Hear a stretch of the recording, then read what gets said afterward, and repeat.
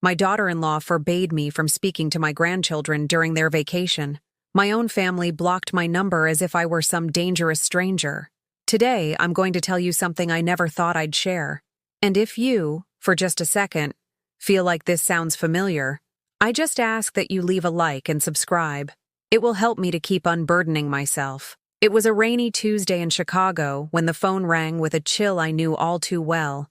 I wiped my hands on the blue apron I'd worn for 30 years in my kitchen, the same one stained with tomato sauce, and the memories of 1,000 meals made with love. My fingers, wrinkled by time and work, trembled as I picked it up.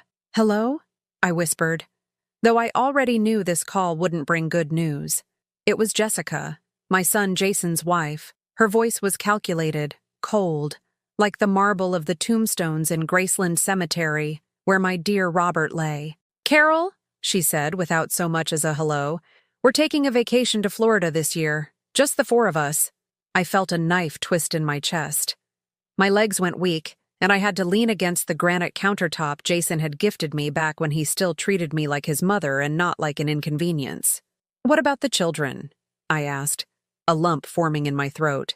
"Can I say goodbye to Mason and Lily?" The silence on the other end of the line stretched for an eternity.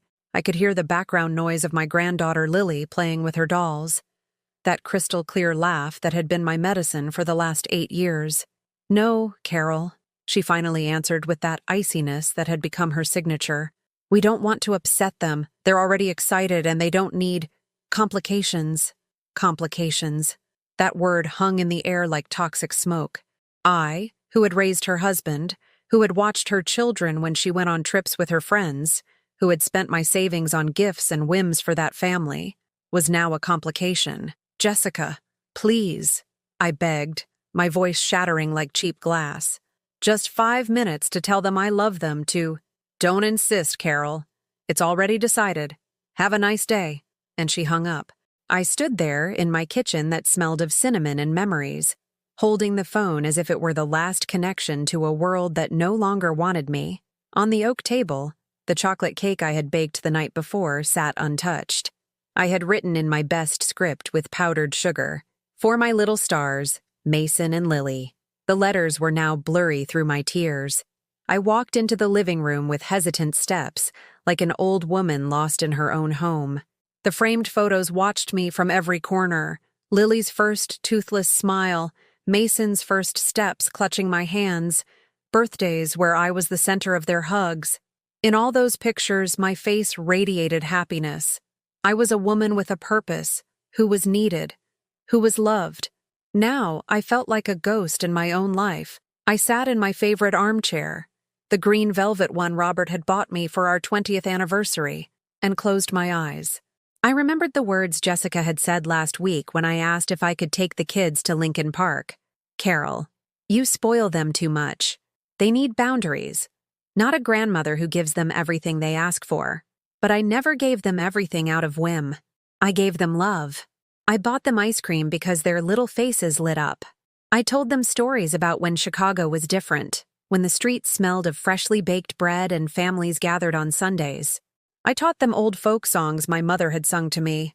Was that spoiling them? The phone rang again. For a moment, my heart leaped, thinking maybe Jessica had reconsidered, that maybe my son Jason had intervened for me. But it was just Patty, my neighbor from the 4th floor. "Carol, honey," she said with that warm voice that was such a contrast to the coldness I had just experienced. "Did you see your daughter-in-law's Facebook post?" "What post?" I asked, confused. She put up pictures of the kids' suitcases. "They're leaving tomorrow morning. And there's something else." My heart stopped. "What else, Patty?" She wrote in her status, "Perfect vacation with the family that truly matters. Carol, I'm so sorry." I hung up without saying goodbye. My legs trembled so much they gave out, and I sank to the kitchen floor. There, among the tiles I had scrubbed 1,000 times, I cried like I hadn't cried since Robert's funeral. I cried for all the birthdays I would miss, for the stories I wouldn't tell them, for the hugs they were stealing from me. But deep in my broken soul, something began to stir. A small, almost imperceptible spark of something I had forgotten I possessed. Dignity.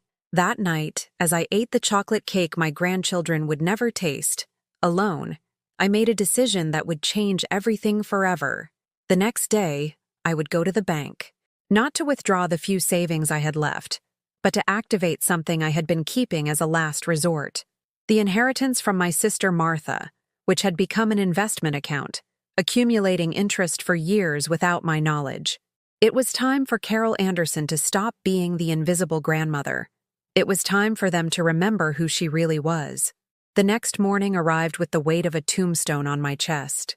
I got up at 5, as I had for the last 40 years, but this time it wasn't to make breakfast for Robert or get Jason ready for school. It was because insomnia had become my most faithful companion. I sat at the kitchen table with a cup of coffee that tasted of bitterness and began to remember. Not out of masochism, but because I needed to understand how I had gotten here. How a woman who had given everything for her family had ended up being treated like a piece of old furniture cluttering up the living room. I opened the drawer where I kept old bills and receipts. My trembling fingers touched a yellowed folder I hadn't looked at in years. Inside were all the proofs of payment for what I had covered for Jason and his family over the last decade. Each paper was a wound I had preferred to forget. Jason's private university. $60,000. I worked double shifts at the textile factory in Pilsen, sewing until my eyes watered under those merciless fluorescent lights. Robert worked overtime as a construction worker, coming home with calloused hands and a broken back. But we wanted our son to have what we never could, a degree, a future. Mom, Jason had told me when he was 22, when I graduate and get a job, I'm going to pay you back every single dollar, I promise. That promise evaporated like the smoke from the cigarettes Robert smoked to calm the anxiety of our debts. I kept looking through the papers.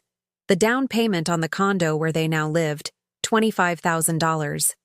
I took it from my savings account, the one I had fed coin by coin for 20 years, hiding money in jam jars in the back of the closet. It's just a loan, Mom, Jessica had said with that calculated smile I now recognized perfectly. As soon as Jason gets his promotion, we'll pay you back everything. The promotion came. The money never did. More papers. The car I bought them when Jessica was pregnant with Mason, $15,000. The grandkids need to be safe wherever they go, I had justified to myself as I signed the loan that took me 3 years to pay off. The nursery furniture, $3,000. The crib, the stroller, the clothes, the toys, another $4,000.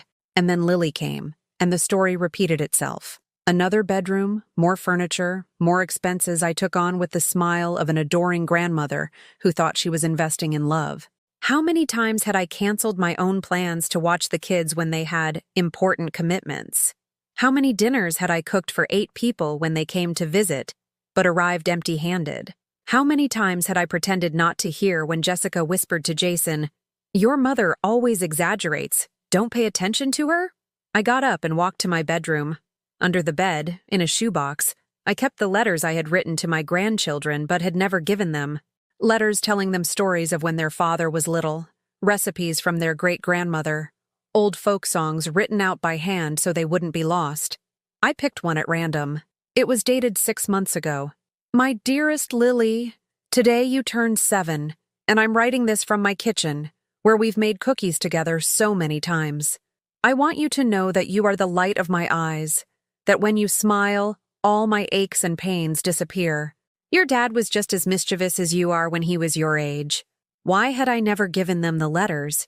Because Jessica had told me not to confuse the children with unnecessary sentimentality, that it was better to keep relationships simple and drama-free. I went back to the kitchen and dialed Jason's number. He answered on the 5th ring, his voice annoyed. "What is it, Mom? We're just finishing packing." "Son, I just wanted... Could you put Mason on for a second? Just so I can tell him I love him." I heard whispers in the background. Jessica's voice was unmistakable. "No, Jason. We've been over this. Mom, it's not a good time. The kids are wound up about the trip. Better to call them when we get back." "When are you coming back?" I don't know, 2 weeks. Or 3. We'll see. 2 weeks. 3 weeks. As if it were the same. As if my heart could just wait indefinitely. "Jason, please."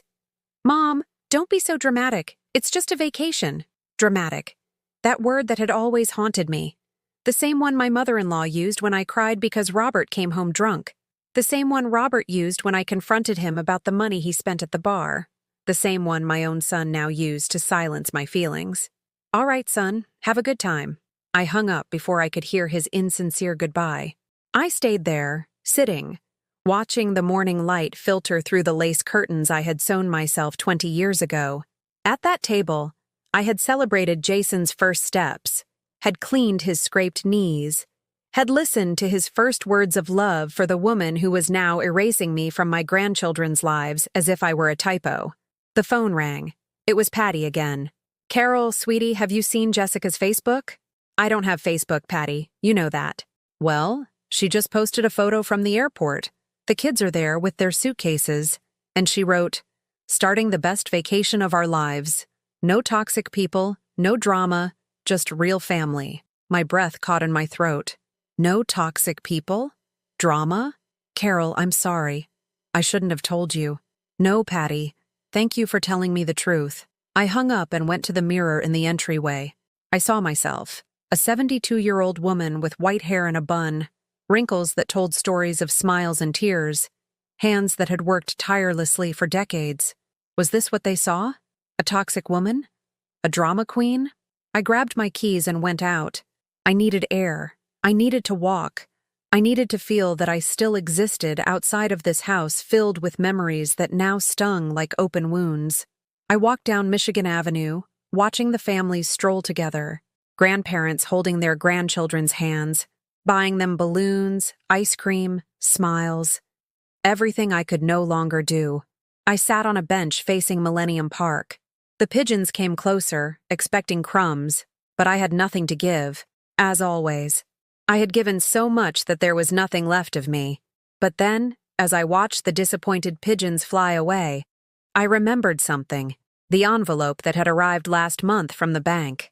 I had put it aside without opening it, thinking it was junk mail. But no, it was from my sister Martha's estate lawyer, the sister who had died childless in Argentina. "Dear Mrs. Anderson," read the letter that I finally opened that afternoon. "We are pleased to inform you that you are the beneficiary of an estate that includes properties and investments valued at—" The number took my breath away. Martha had invested in stocks, in mutual funds. She had bought properties that had appreciated in value. She had amassed a fortune that was now mine. For the first time in months, I smiled. It was time for Carol Anderson to stop being the forgotten grandmother and become the woman who decided her own destiny. The next day, I woke up with a strange feeling in my chest. It wasn't hope. Not yet. It was something more primitive, more visceral. It was the survival instinct that had lain dormant for years under layers of resignation and misunderstood love. I got dressed in the navy blue suit I wore for important occasions and took the L train downtown. The Chase Bank Tower in the Loop greeted me with its cold marble and efficient employees. In my purse, I carried all the inheritance papers, wrinkled from being read over and over the night before as I tried to convince myself it wasn't a dream. "Good morning.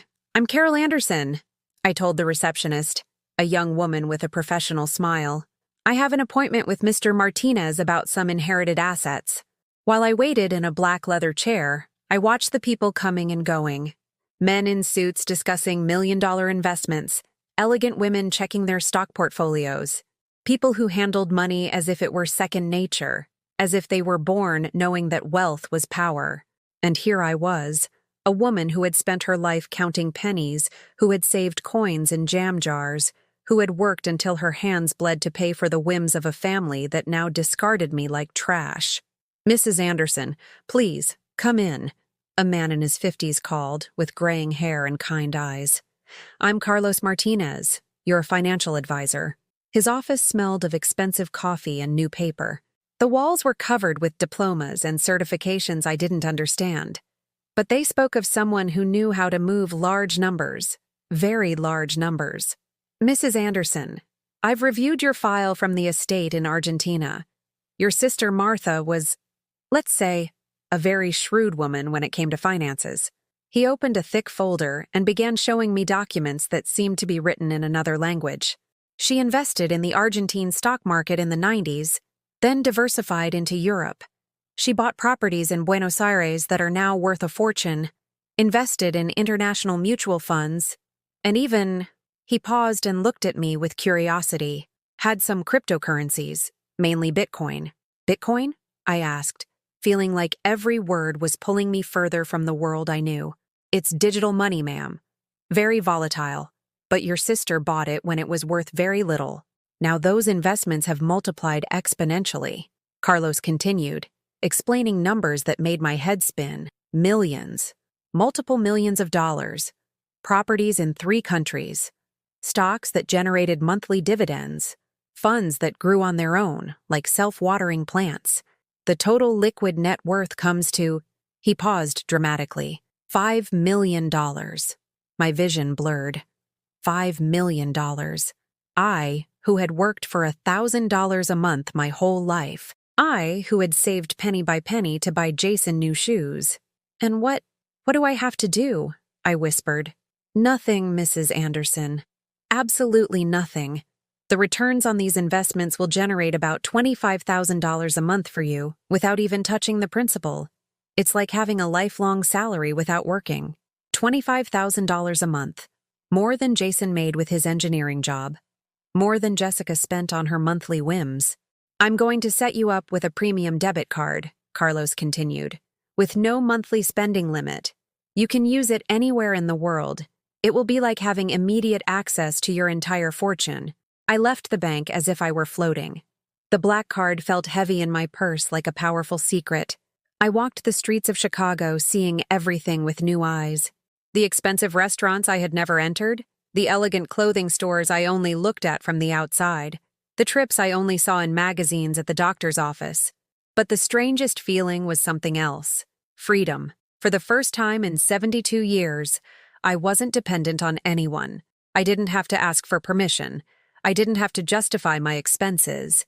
I didn't have to smile to receive crumbs of affection. That afternoon, the phone rang. It was Jason, but his voice sounded different. There was something forced in his tone, something I couldn't quite place.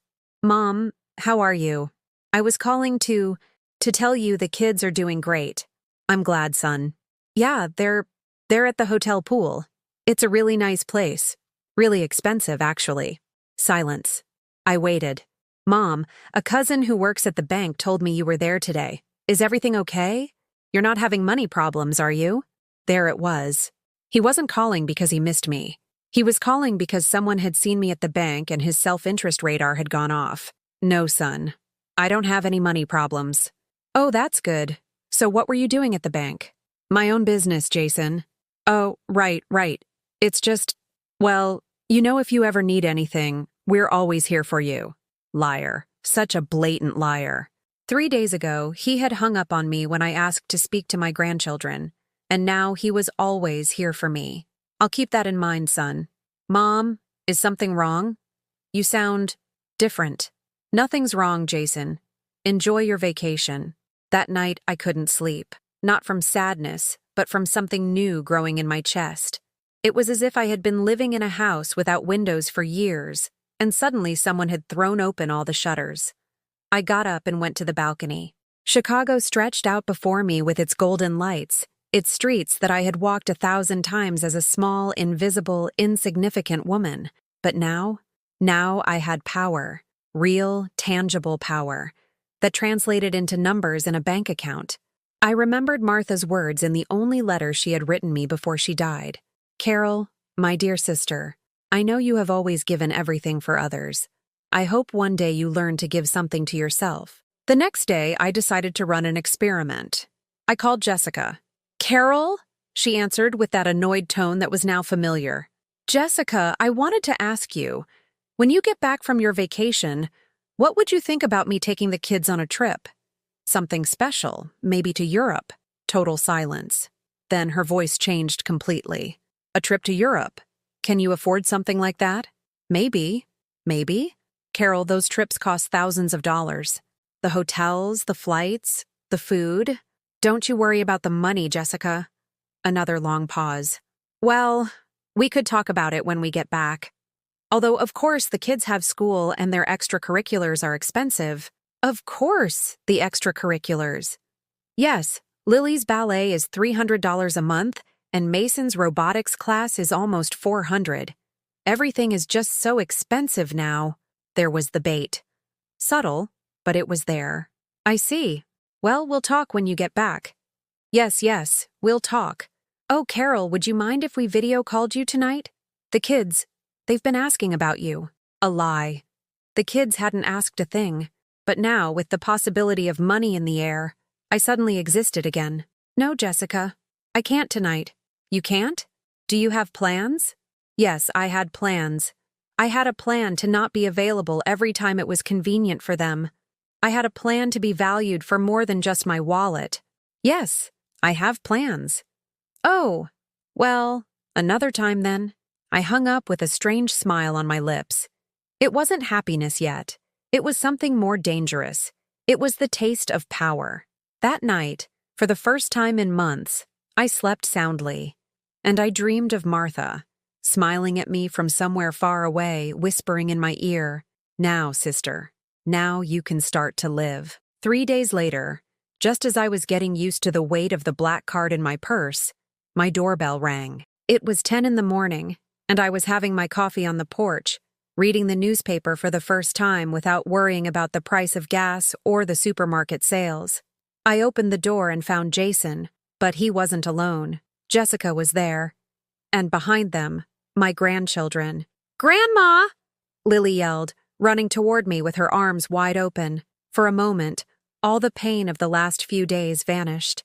I lifted my granddaughter, breathed in her scent of kids' shampoo and Play-Doh, felt her little arms wrap around my neck as if it were the most natural thing in the world. "I thought you were on vacation," I said, confused, as Mason also came over for a hug. "We decided to come back early," Jessica answered with a smile that didn't reach her eyes. The kids just wouldn't stop asking about their favorite grandma. A lie. A lie so obvious it almost made me want to laugh. But the children were here, and that was all that mattered right then. "Grandma, why didn't you answer when Mommy called?" Mason asked with the kind of 8-year-old innocence that breaks your heart. "I was busy, sweetie." "Busy doing what?" Lily insisted. "Mommy says you never do anything." The silence that followed was so thick you could cut it with a knife. Jason cleared his throat uncomfortably, and Jessica's face turned red. "Lily didn't mean that," Jessica rushed to explain. "Kids sometimes misunderstand things." "No, Mommy," Lily insisted with a stubbornness inherited from her father. "You said Grandma Carol doesn't have a life of her own. That's why she's always available for us." Another stab. But this time, instead of hurting, it filled me with a cold, calculated anger. "Well, let's go inside," I said in a calm voice. "Would you like some coffee?" We sat in the living room. The kids settled on the rug with their toys, oblivious to the tension that hung in the air. Jason and Jessica perched on the sofa, but there was something different about their posture.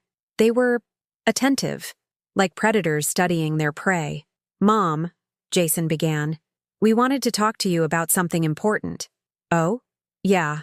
See, we were thinking that maybe you've been a bit lonely lately." Jessica nodded with a look of false concern. "We just realized you don't have many activities, many projects, and we thought we could help with that." "Help me how?" They exchanged a look. It was a rehearsed conversation. "Well," Jessica continued, "we could spend more time together. On weekends, for example. We could take family trips, go on outings." "That sounds very nice," I replied, noncommittally. "Yeah, and we also thought maybe you could help us out with a few little things," Jason added with that shy smile he used as a boy when he had broken something. "What kind of little things?" "Well, you know, Lily needs that intensive ballet course Jessica mentioned, and Mason is really into advanced robotics. They're investments in their future, right?" There it was. The real reason for their surprise visit. They hadn't come for the children. They had come for my money. "And how much do these investments cost?" "The ballet is $1,200 a semester," Jessica answered quickly. "And the robotics is $800. But think about it, Carol. They're your grandkids. Their education is the most important thing. Their education is the most important thing. As if I hadn't already invested tens of thousands of dollars in this entire family's education. as if I hadn't worked until I bled so they could have what I never had.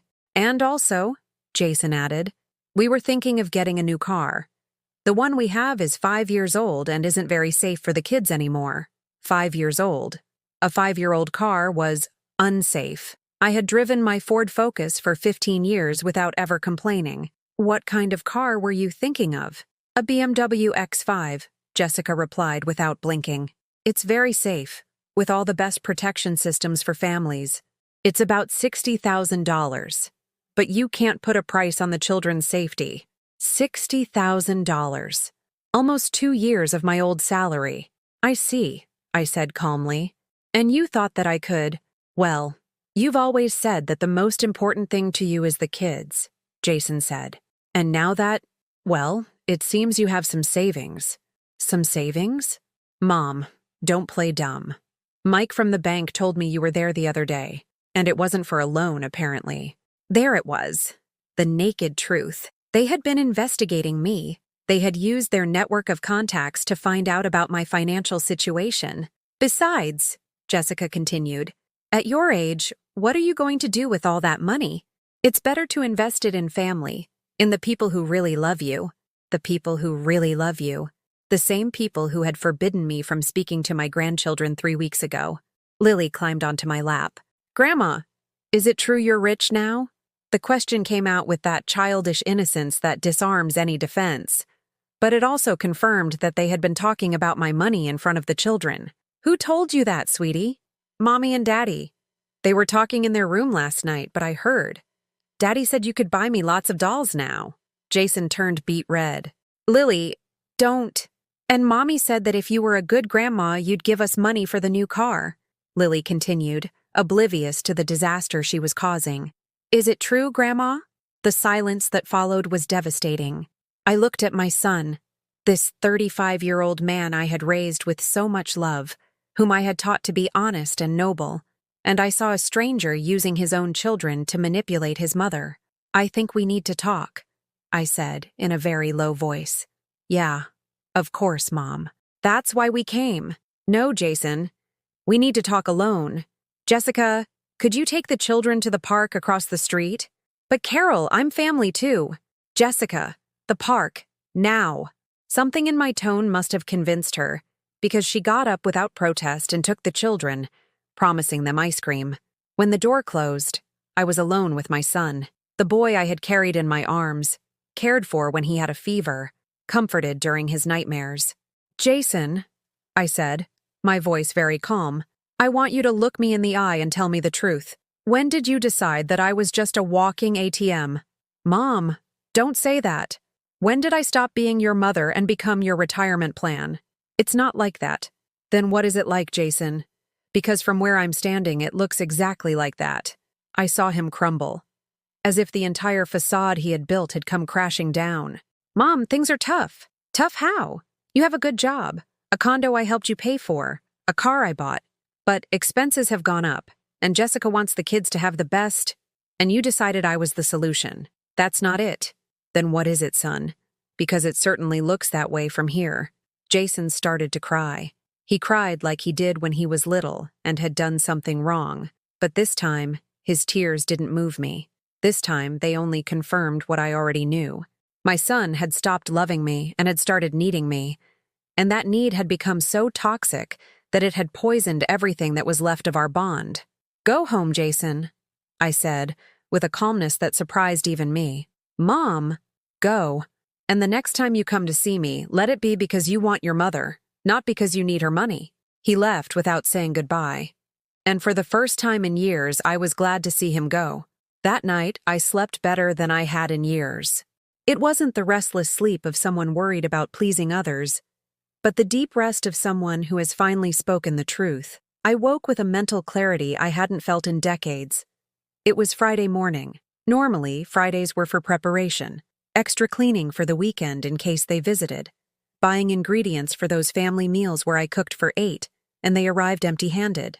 Cook, serve, clean, smile, always smile. But this Friday was different. I got up without rushing, made coffee just for myself, and for the first time in years, I had breakfast watching the news without thinking about what I needed to do for others. It was a strange, almost guilty feeling, as if I had been carrying an invisible weight for so long that now, without it, I felt like I was floating. At 11, I made a decision that would have been unthinkable a week ago. I took the black card out of my wallet and called a travel agency. "Good morning," I said in a firm voice. "I'd like to book a trip to Paris, just for one person." "Of course, ma'am. For when?" "For today." "I'm sorry. I want to travel today. This afternoon, if possible." There was a pause on the other end of the line. They probably thought I was a confused old woman. "Ma'am, last-minute trips are usually very expensive." "I don't care about the price." An hour later, I had my ticket. A 6 p.m. flight, a 5-star hotel near the Eiffel Tower.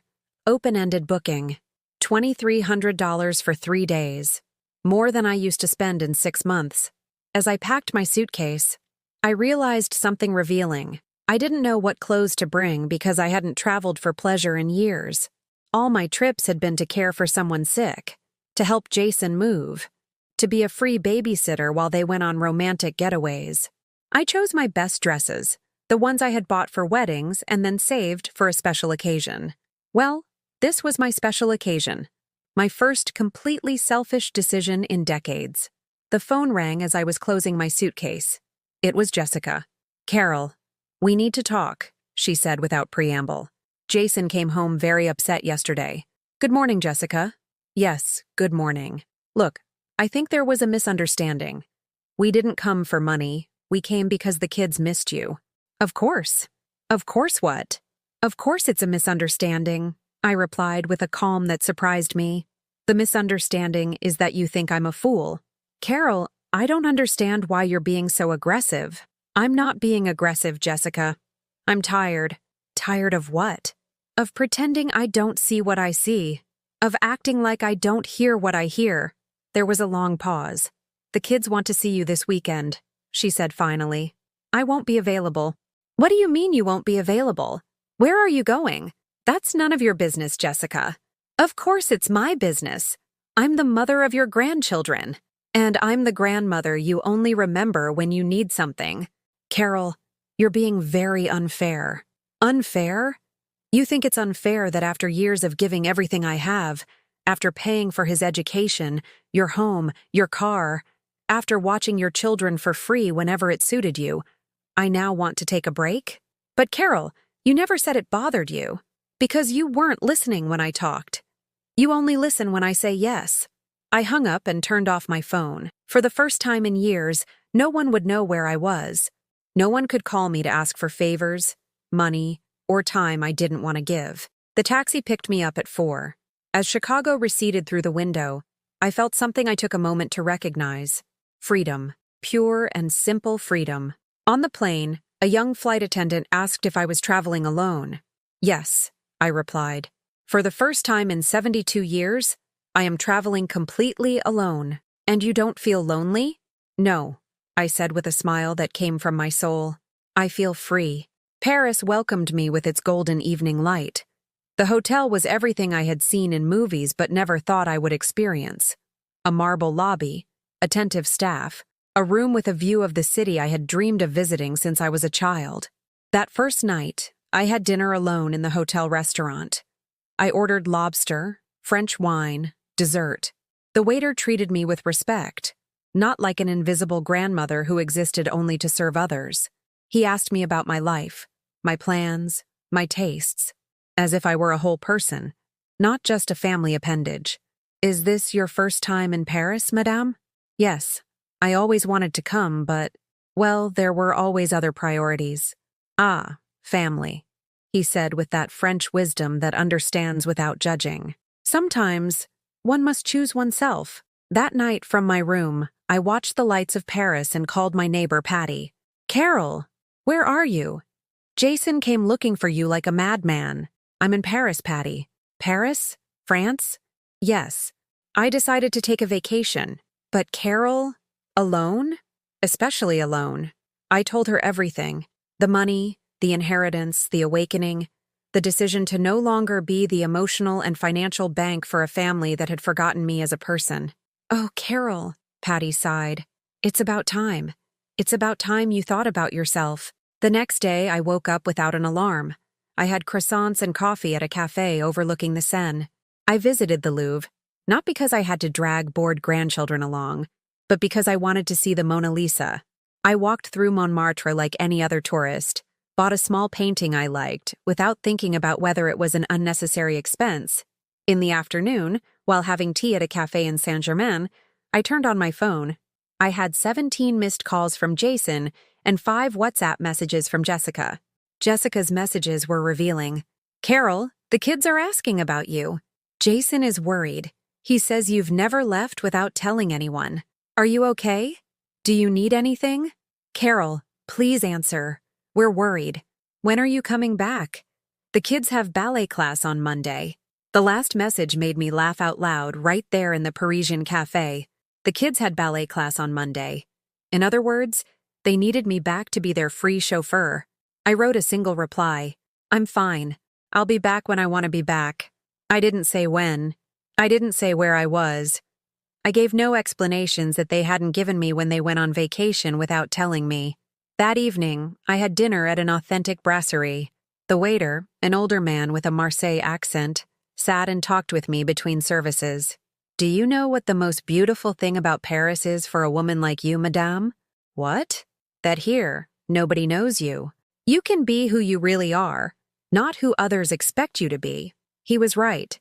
In Paris, I wasn't Grandma Carol who existed to meet others' needs. I was simply Carol, a 72-year-old woman with money in her pocket and her whole life ahead of her. On the third day, as I strolled through the Luxembourg Gardens, I realized something extraordinary. I hadn't thought about family obligations even once. I hadn't planned what meal to cook for Sunday.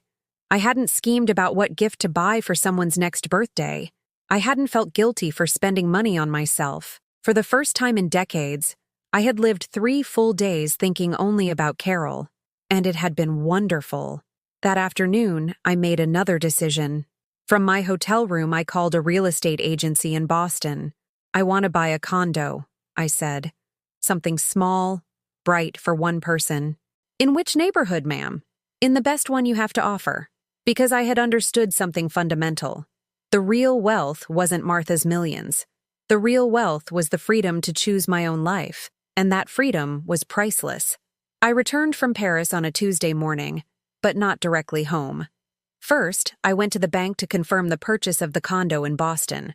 Carlos Martinez greeted me with a smile I now understood better. It was the smile you give a valued client, not an invisible old woman. "Mrs. Anderson, the condo in Back Bay is beautiful. 2 bedrooms, a terrace, views of the Charles River. The seller is accepting a cash offer of $600,000. $600,000, a figure that would have been unthinkable a month ago, but now represented less than 10% of my liquid assets. It was liberating to have real money, not the scraps I had been managing my whole life. "Perfect. Proceed with the purchase. When do you plan to move?" "Soon. Very soon."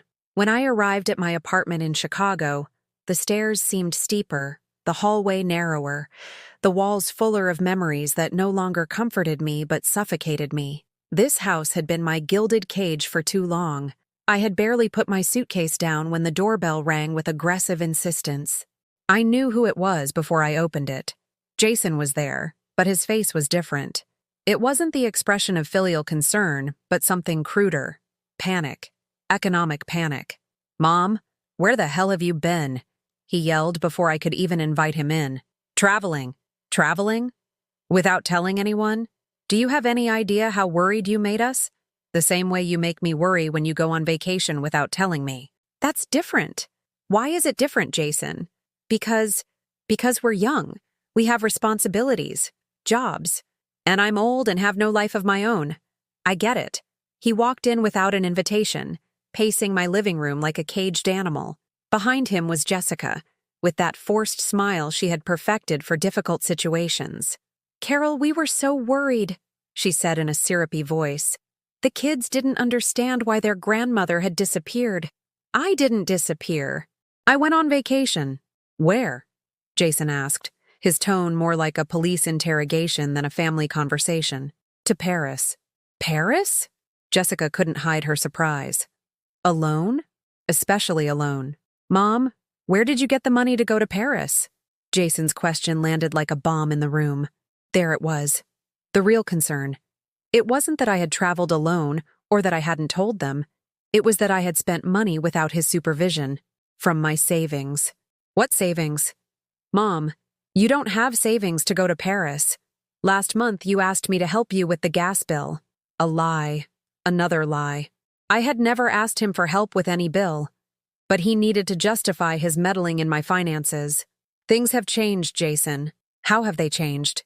Jessica chimed in. Carol, we want to help you, but we need to know what's going on. I sat in my favorite armchair and looked at them. I really looked at them. I saw my son, this 35-year-old man who had turned my maternal love into a financial obligation. I saw my daughter-in-law, this woman who had turned my grandchildren into bargaining chips to get favors. Sit down, I said with a surprising calm. They sat on the edge of the sofa, tense, like soldiers awaiting orders. I inherited money from my sister Martha. How much money? Jason asked immediately. Enough. Enough for what? Enough to never depend on you again. And for you to never depend on me again. The silence that followed was deafening. I watched them process the information, watched their minds do the math. If I had real, significant money, why wasn't I sharing it with them? Mom, Jason said in a controlled voice. Family shares. You've always said that. You're right. Family shares. When was the last time you two shared anything with me? We share the kids with you. No. You lend me the kids when it's convenient for you. You take them away when it's not. Carol, that's not fair, Jessica interjected. We love you. We respect you. You respect me? I stood up. Is calling someone toxic on social media respect?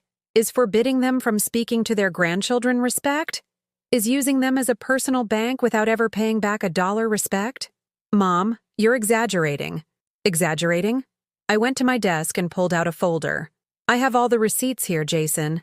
$60,000 for your university, $25,000 for the down payment on your condo, $15,000 for the car, $4,000 for the kids' furniture, $3,000 for their clothes and toys, another $2,000 for vacations you took while I watched your children for free.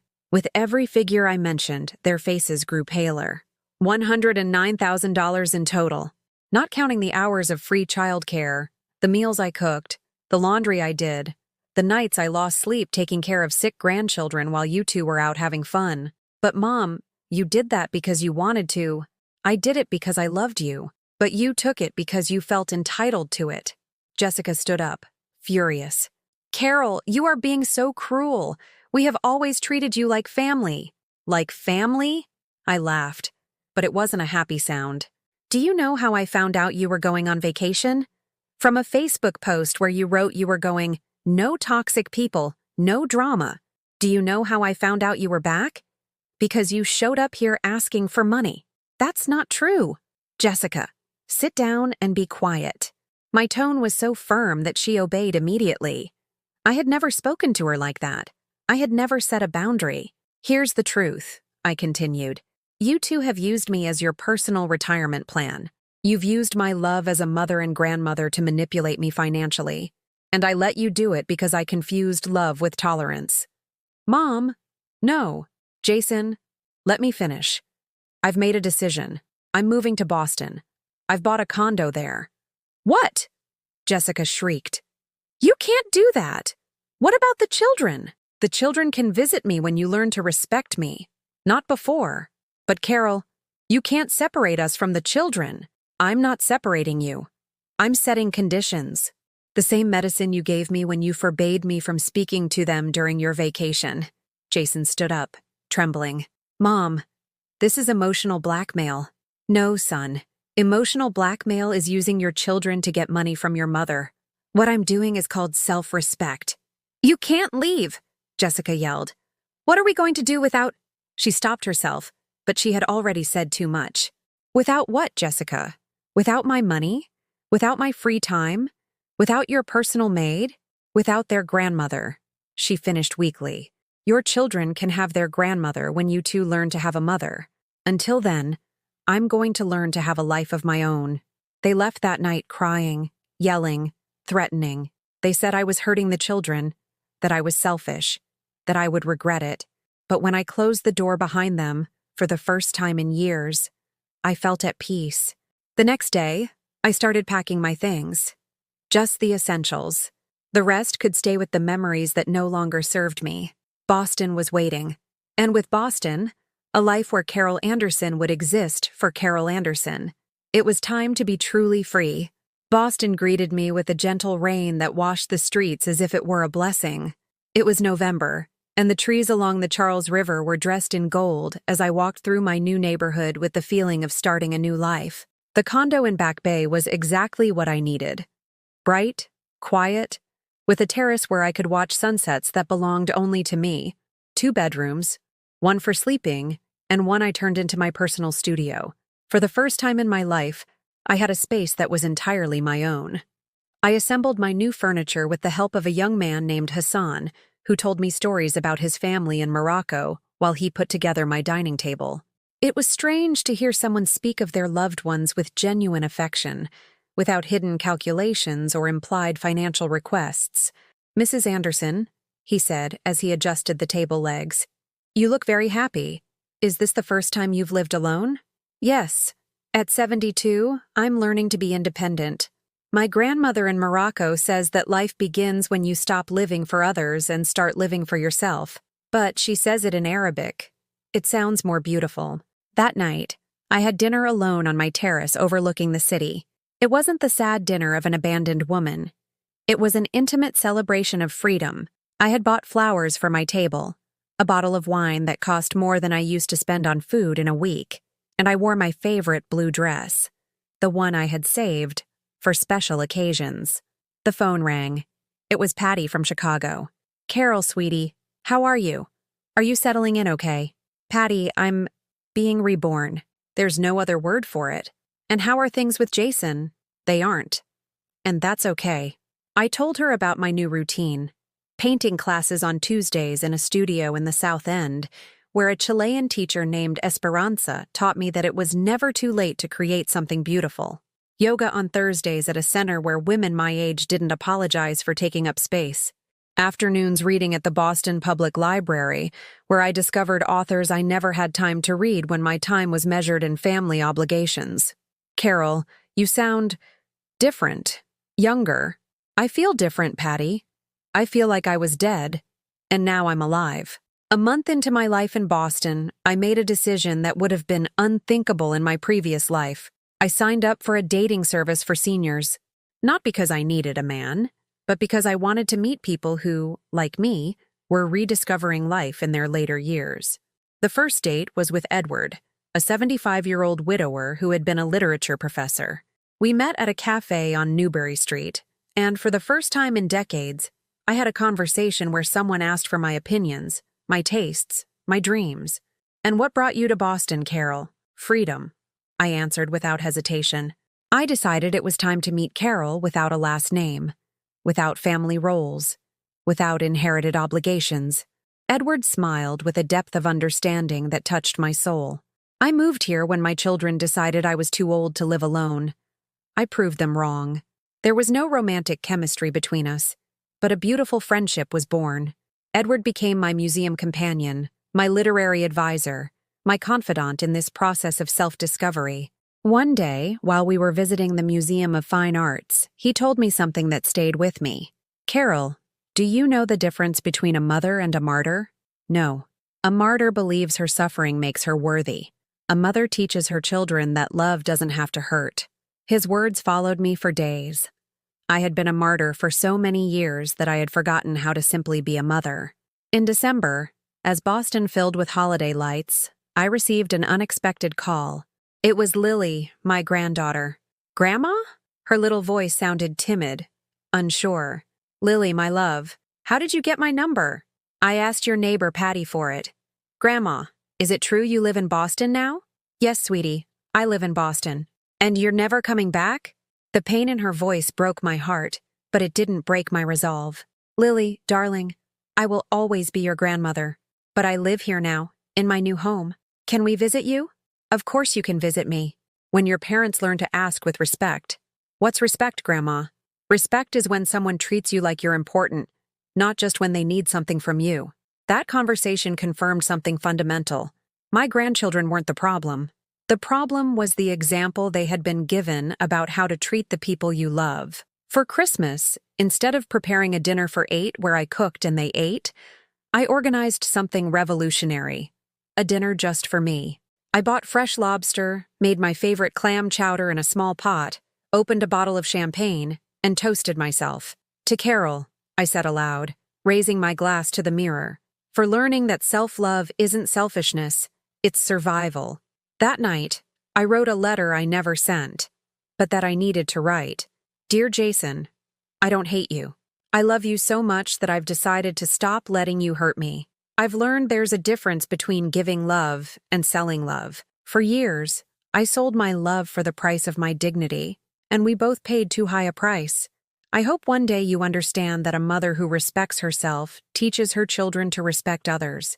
I hope one day you can come visit me not because you need something, but because you want something, my company. Until then, I'll be here, learning to be the woman I was always meant to be, with love, but with boundaries. Your mother, Carol. In January, my first dividend check arrived. $25,000 that appeared in my account like a monthly reminder that Martha had known how to create real wealth, not just work for money. I decided to use a portion of it for something that would have seemed impossible months earlier, donating $5,000 to a foundation that helped elderly women who were victims of financial abuse by their families. The social worker I spoke with told me something that has stayed with me ever since. Carol, you have no idea how many women your age we see here. Families who have drained them financially and emotionally, and when they have nothing left to give, they discard them like old furniture. And how do they recover? The same way you are, one day at a time, by remembering that giving love doesn't mean giving yourself away. That afternoon, walking along the Charles River in my new comfortable shoes and my soft wool coat, I realized something extraordinary. I was no longer Grandma Carol who existed to meet the needs of others. Now, I was simply Carol, a 72-year-old woman with money in the bank, her own time, her own decisions, and a life that finally belonged to her. The trees along the river were bare, preparing to be reborn in the spring, just like me. Boston had given me back something I had lost without even noticing, the chance to be happy without asking anyone for permission. And that happiness wasn't traded on any stock market in the world. 6 months later, Boston had become my home in a way Chicago never had, despite me having lived there my entire life. It was an April morning when the doorbell of my condo rang. I wasn't expecting anyone, and for a moment, my heart skipped a beat, thinking it might be Jason. But when I opened the door, I was met with a completely different surprise. It was Mason, my grandson, but he wasn't alone. He was with Edward, my dear friend. Grandma, Mason said with that smile that always melted my heart, Edward brought me because I wanted to see you. Edward winked at me from behind the boy. Your grandson called me at Boston University, where I occasionally give lectures. It seems he found my number on his own and asked me to bring him to see you. He's a very clever boy. How did you get Edward's number? I asked, inviting them in. I searched online for literature professors Boston and called around until I found him. Mom doesn't know I'm here. That confession filled me with both pride and worry. Mason was only 9, but he had shown more initiative in finding me than his parents had in respecting me. And how did you get to Boston? I saved my birthday and Christmas money. I had $200. Edward helped me book a plane ticket and said he'd take care of the return trip.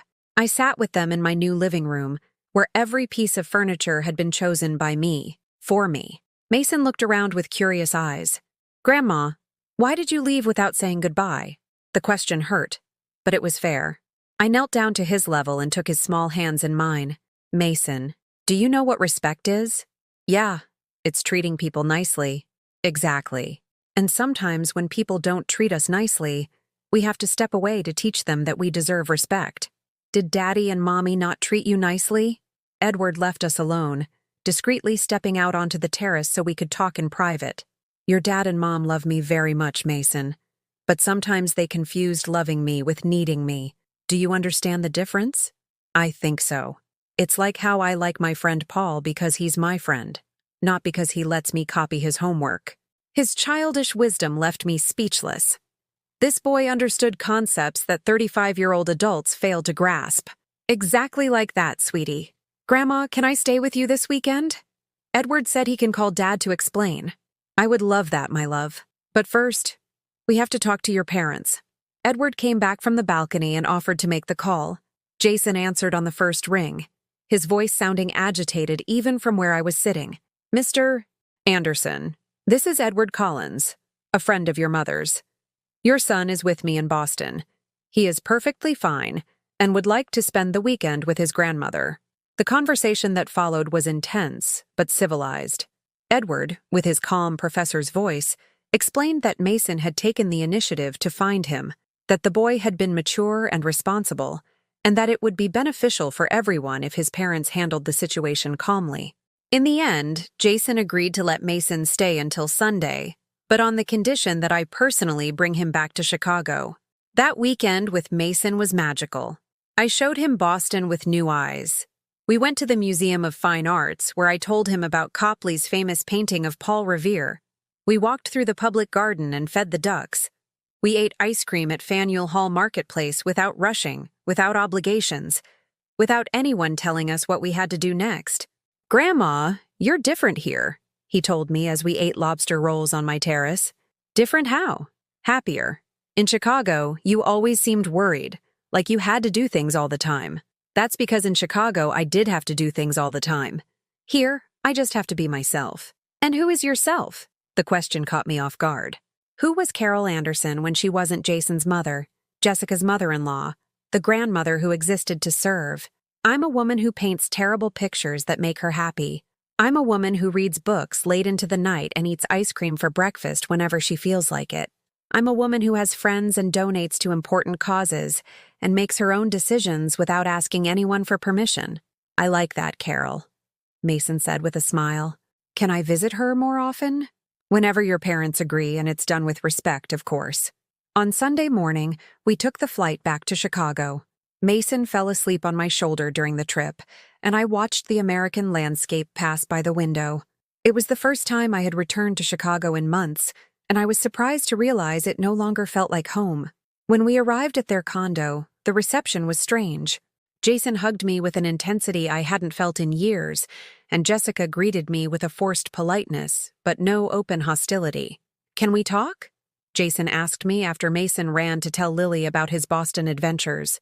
We sat in the kitchen, the same one where I had prepared 1,000 meals for this family, but now I felt like a visitor, not a servant.